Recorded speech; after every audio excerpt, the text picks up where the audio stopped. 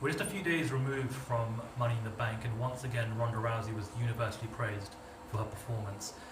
What did you guys both make of her performance, and did you think that she would take to this as quickly as she has done? I mean, yeah, I'll go first.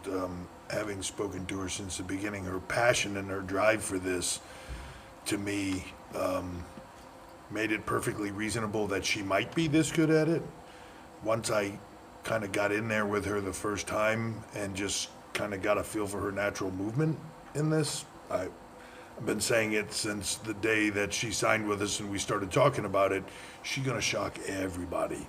I've never seen anybody grab it as quickly as she has. And I mean, Kurt Angle would probably be the closest to it because he just took like a fish to water with it. But she has no right to be anywhere near as good as she is. But she just gets it. And she gets it. Like, not even... More from just the physical aspect. Yeah, the athletic aspect. More than, yeah, she just gets it across the board, and she wants to entertain, and she's loved this probably from before anything else. It's almost, you know, and she'll say this in interviews, and I used to hear her say in interviews, and that's a nifty thing to say, but like the whole, she truly believes that all the other stuff that she did was to get to this. Like, and when she would say it at first, I would go, like, that's a cool way of saying it, you know?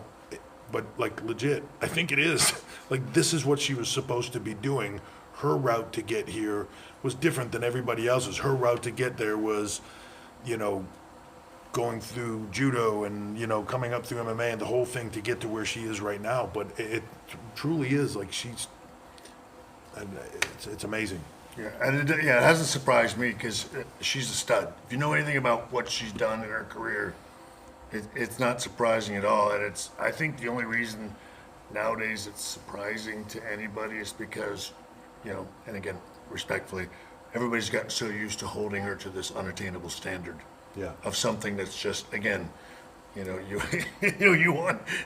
sometimes you want your athletes to be something more than that they are, other than, you know, human people. Human beings, yeah. Yeah, you know what I mean? And so, but she is a freaking athlete. She is a jock, man. And she's been a stud athlete from the time she, you know, again, she was young. It's been ingrained in her since a kid. Yeah. So there was a day when we were prepping for WrestleMania where she came down the Performance Center and got food poisoning on the way down. And just 24 hours straight, just throwing up nonstop. Like, we sent medical over to her, the whole thing. Next day, she showed up at the Performance Center, crack of dawn to train, and I showed up for thinking I was going to do something else. I was supposed to train with her, but I was showing up to do something else, and she walked in, and I was like, oh my God, I can't believe you showed up. She's like, yeah, let's go. And she just started going and going and going and going and going.